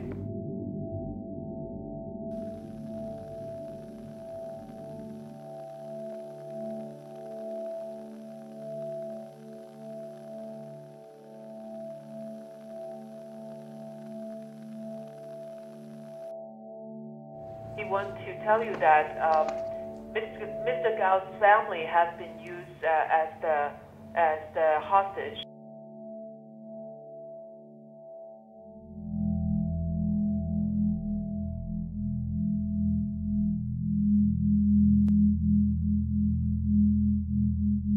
Mr. Gao has said multiple times that if without his family members being held hostage, if that weren't the case, then he could have done a lot more.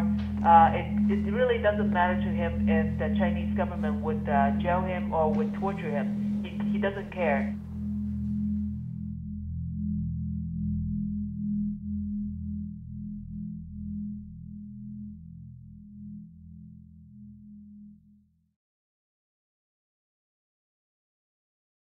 While he was still under surveillance, he somehow managed to sneak away from lose the police and go into another round of investigations in northeastern China. And that's the letter where he really writes about some of the most horrific torture you've ever heard.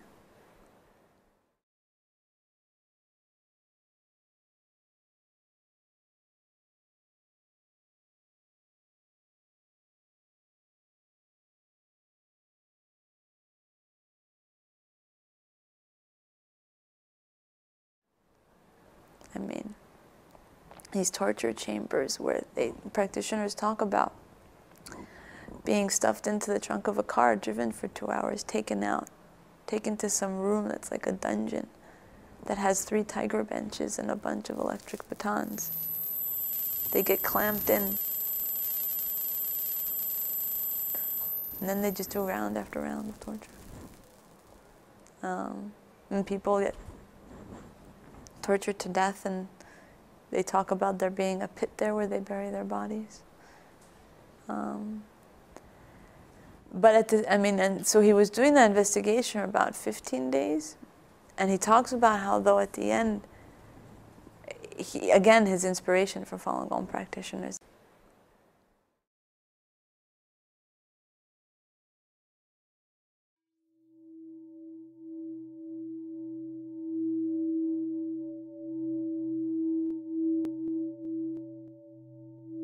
Spring of 2006, you started having this evidence coming out of organ harvesting from Falun Gong practitioners.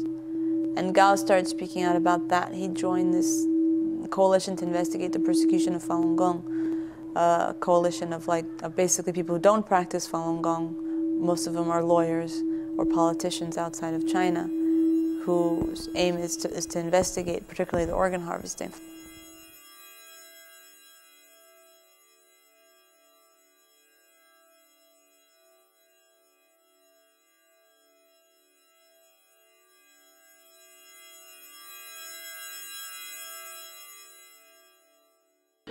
I'll come right to the point. Ladies and gentlemen, thank you for coming. Following our 2-month study, another Canadian, David Matus, who's already been here, and I published our report this summer. It concluded, and I quote, "We have come to the regrettable conclusion that the allegations are true. We believe that there has been and continues today to be large-scale organ seizures from unwilling Falun Gong practitioners.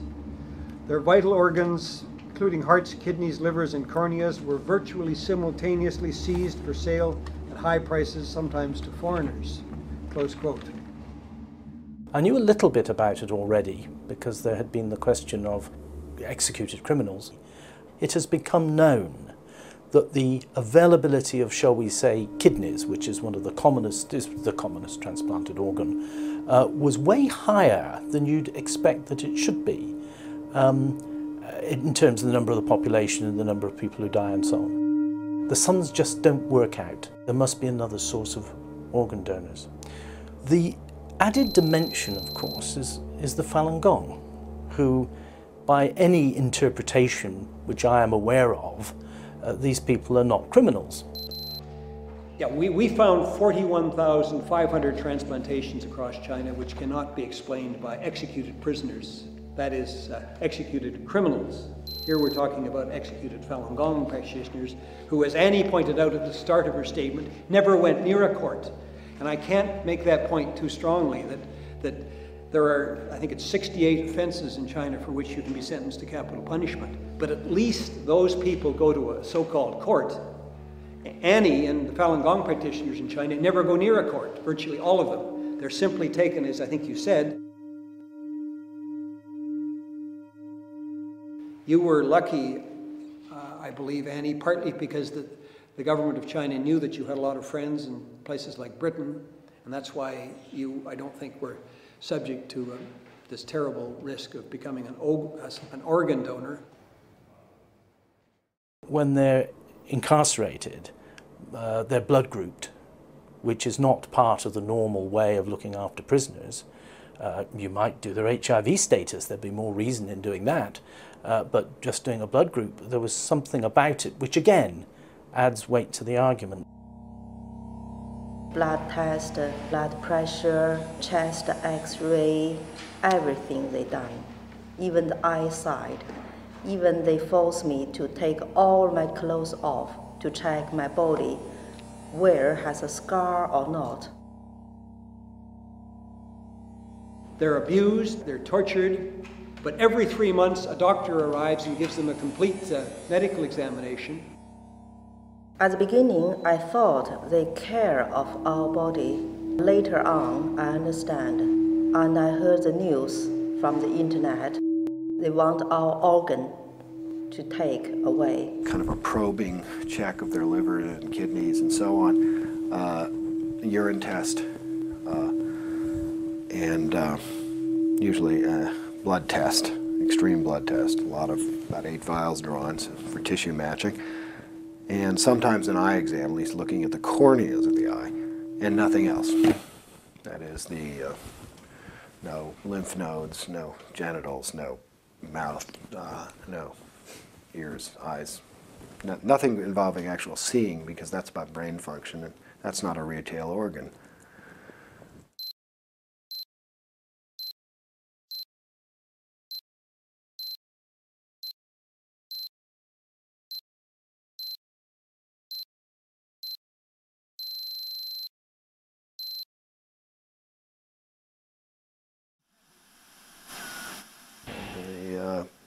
These examinations, given that these took place in the most extreme conditions of labor camp, were clearly aimed at retail.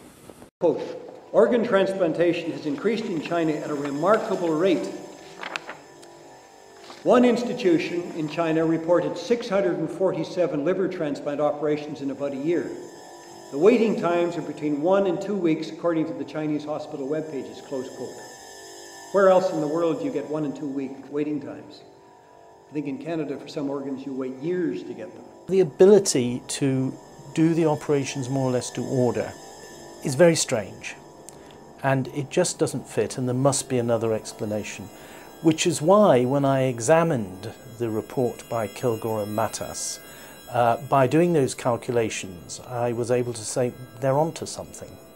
In fact, this man from Asia told us, ladies and gentlemen, that the military surgeon, Dr. Tan, Major Tan, who came into his room while he was waiting to get a kidney that would work, with sheets of paper, and he would go down, there were lists of names on it, and the doctor, the military doctor, would go down the list, and there'd be blood types, I gather, and so on beside the list, and he'd go down and he'd pick out a name, and he'd go away and he'd come back 2 or 3 hours later with a vial containing a kidney. And I asked him, well, did you think these people were alive when the doctor was going down the list? And he said, of course they were alive. In other words, these people were killed in order to find a suitable kidney for him.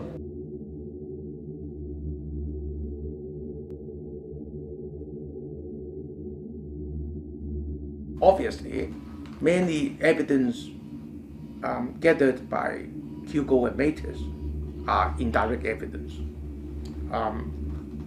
This evidence does not come directly from the victims or the eyewitnesses to the atrocities. But on the other hand, the sources of this evidence are different and independent from one another. So the cumulative effect of this evidence gathered from different sources are very forceful. So I just warn the regime, we know what's going on, we're taking names, we're taking down facts. In time, those responsible for genocide will be punished, as they have been in Africa, as they have been in other parts of the world, and one day in China too. So do not sleep easy. I began to think, does this all make sense? Is it credible? Is it plausible? How can we come to terms with it? Because part of this must involve the medical practitioners. Dr. Tom Treasure, who, and I mentioned this in the statement, who wrote an article this month in the Journal of the Royal Society of Medicine. It's called, quote, "The Falun Gong, Organ Transplantation, the Holocaust, and Ourself," by which he means the profession. Treasure courageously reminds the profession that in the 1930s, the first step on the road to the Holocaust were taken with the complicity of doctors. But if you're someone, a doctor or a citizen of China, watching every second night or third night on the media some new horror story about what awful people the Falun Gong community is, I suspect that this infects or contaminates the doctors too. And one of the things we learned was that, from a number of sources, but that the doctors consider Falun Gong practitioners to be subhuman, that they're doing a favor to Chinese society, in effect, to kill Falun Gong practitioners. They wouldn't be able to keep up the numbers without the prisoners.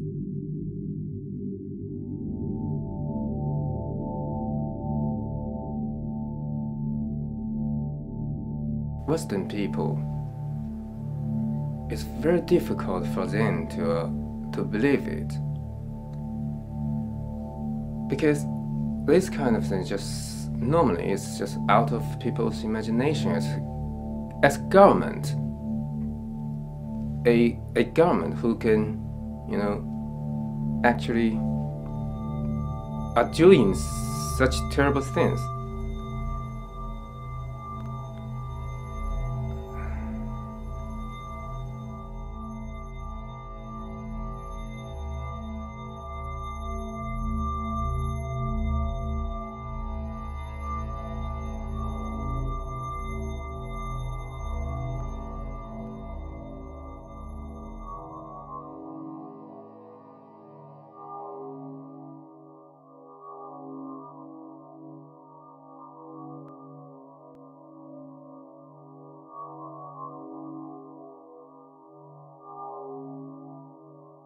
The parallel Olympics, which are the genocide Olympics of 1936, when already in Nazi Germany there were concentration camps and wholesale repression and genocidal activities against, for example, the Jewish people. Really not going to have the full information on this organ harvesting of prisoners of conscience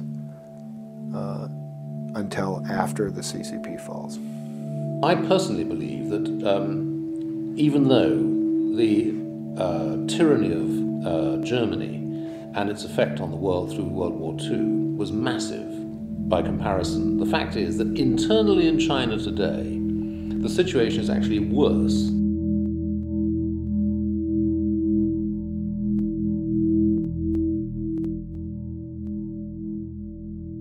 What we have seen since 2001, when the Games were awarded to Beijing, is China showing utter contempt for every promise it made to the IOC and the international community before it was awarded the Games. Quote, "display to the world a new image of China," close quote. That was one of their promises. And secondly, to use the Games as an opportunity to foster democracy, improve human rights, and integrate China with the rest of the world.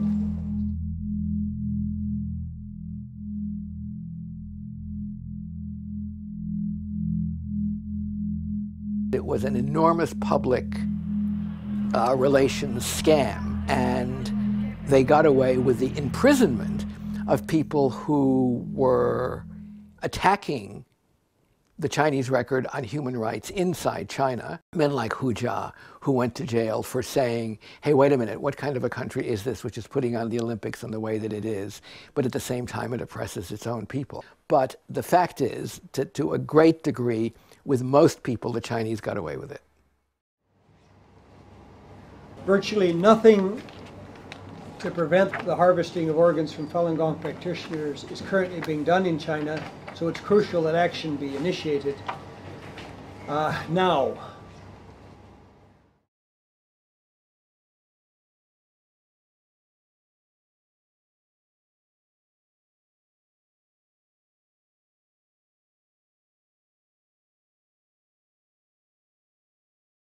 The coalition to investigate the persecution of Falun Gong in China now has hundreds of legislators, lawyers, doctors, academics, religious and spiritual leaders in more than 20 countries who are ready to go to China to investigate our report findings.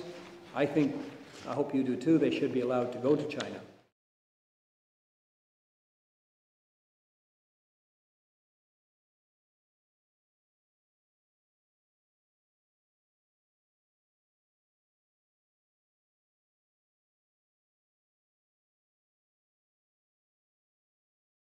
Could you thank Hu Jia for his compassion and his clarity and his courage? And could you ask him to tell Gao that I have not forgotten my promise of some whiskey when he is free? 但他说他非常感谢你从今天上来跟就是讲话。 然后他非常特别感谢您的这种善心啊，还有您的这种很清晰的表达，还有您的勇气，而且他特别要请您就是转告高律师，Edward 呢他没有忘记他自己的诺言，他的诺言就是。The next one we'll do, I think, will be in Brussels. Then we'll have a press conference, maybe in a month or so's time. And either Hu Jia or somebody else. But it's a very good mechanism.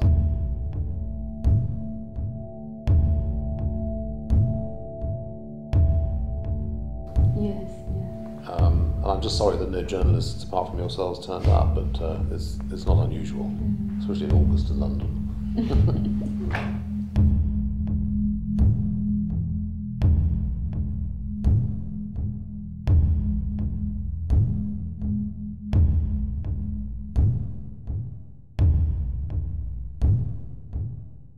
Like my colleague who spoke earlier, Edward Macmillan Scott, I'm a member of the European Parliament.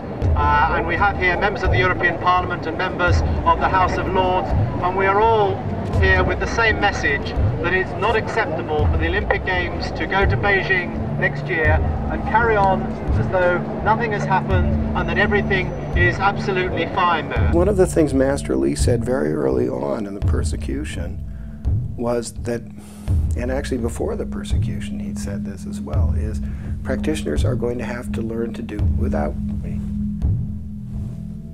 That they're going to have to do this for themselves. I can't guide their every step. He disappeared for a while. Some people took that from the Communist Party perspective. They said, "Aha! You see, he's a you know, this guy is he's a nobody. He's ashamed. He's a charlatan." Well, that's one way of looking at it. The other way of looking at it is to say he was carrying out this action. If I'm the problem, I'll remove myself. But practitioners are going to have to figure this out. How did they figure it out? That's the focus of my book. What have they done? How have they learned to manage under these circumstances? How have things changed over time? I have to say, I'm quite appalled by the behaviour of Westminster City Council, supported by the Metropolitan Police, in switching off the microphones here this afternoon. It's somewhat reminiscent, I hate to say it, of the behaviour of the People's Republic of China. We don't judge people by what they say. We judge them by what they do. We don't judge the Chinese Communist Party by what it says. They're a bunch of liars. We judge them by what they do.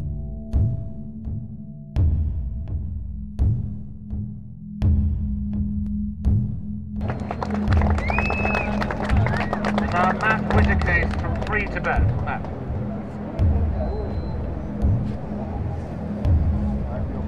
China loves to drape itself in the Olympic flag. It loves the Olympic movement to confer on China respectability. China wants to be a respectable member of the international order. I'm quite interested in how they are able to withstand things that I don't think I could withstand. And there are practitioners who suffered almost every conceivable torture and walked out of prison alive. There's a few of them. Should Olympic Games be run in Burma, in Zimbabwe or Sudan? And you will all say, of course not. No.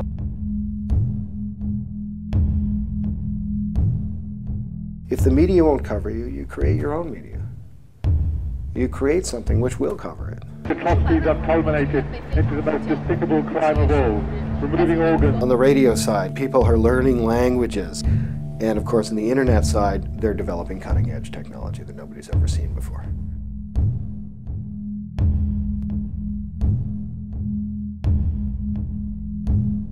There's this feeling that they can try anything. It's built magazines, art shows, photo competitions, you name it. If you give up now, then everything your comrades have stood for, spilled their blood and sweat for, is of no use. Financially, this has required a huge sacrifice by practitioners.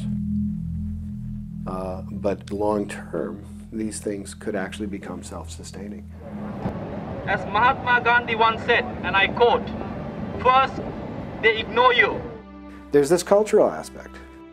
This is going on globally. Second, they laugh at you. I see a powerful transformation that has taken place. Not on the spiritual side. The spiritual side has stayed remarkably constant. Third, they fight you. Finally, you win. As I see it, you're in the third stage, and the next is victory. Every practitioner feels like they're carrying the body of another dead practitioner on them now. But it meant that people created. It was an extremely creative period, explosive. In fact, it's one of the most impressive things that a group has ever done. Who's been under this kind of, faced these kind of conditions. Now it's true, it's in terms of political effect, in terms of dollars and cents, making a profit, or you know, results, maybe it's kind of a wash. But in terms of sheer volume of production, very impressive. And actually, it does lead to a perception back in China that something is going on in the West and that they have not been abandoned. The practitioners in the West, across the world, across the Chinese diaspora, have not abandoned them. There's a place called the Peak, and it overlooks the view of Hong Kong. It's a lovely view. And we get 3,000, 4,000, 5,000 Chinese tourists there every day. We have many posters there, and we actually have 2 TVs up there, and we show them another side of the story. Let them make a decision. So we give them another side. When I first got there, about 3 years ago almost, a lot of the tourists up there, sometimes they would shoot me with a gun with their hands. They would go on the bus and go, "Sha, sha, sha," they'd shoot me. Or people would be yelling at us. Some people would be crying, some people would be happy, some people would clap, some people would give us a thumbs up.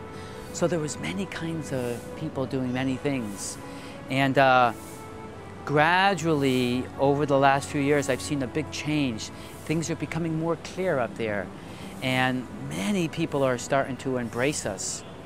And they really want to know what's going on in China. If Falun Gong face persecutions without enough reasons, we should defend Falun Gong to help Falun Gong to enjoy this kind of basic human rights. This is a general human rights question, and in my opinion, general human rights opinions are not political in that sense. It's about the ethical basis of being human.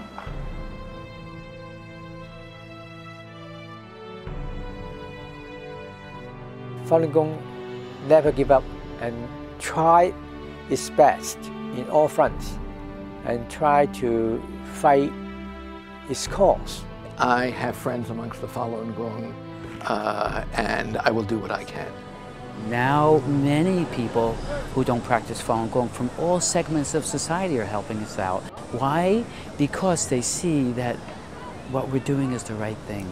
We're just trying to save people from being killed. I think it's that simple. It's a very hard time for Falun Gong practitioners. I can't see any possibility of finishing this persecution against Falun Gong under the leadership of the Chinese Communist Party.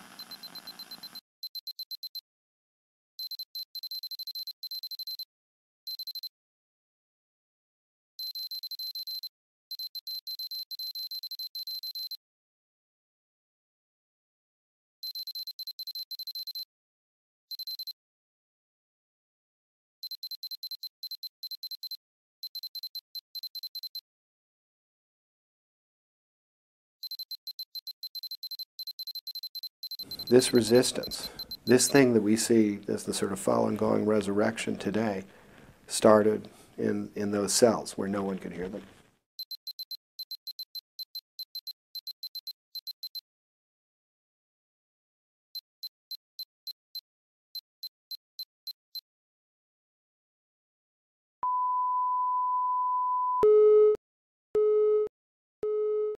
Since 1949, terrible things have happened regularly to the population of China at the hands of its own government.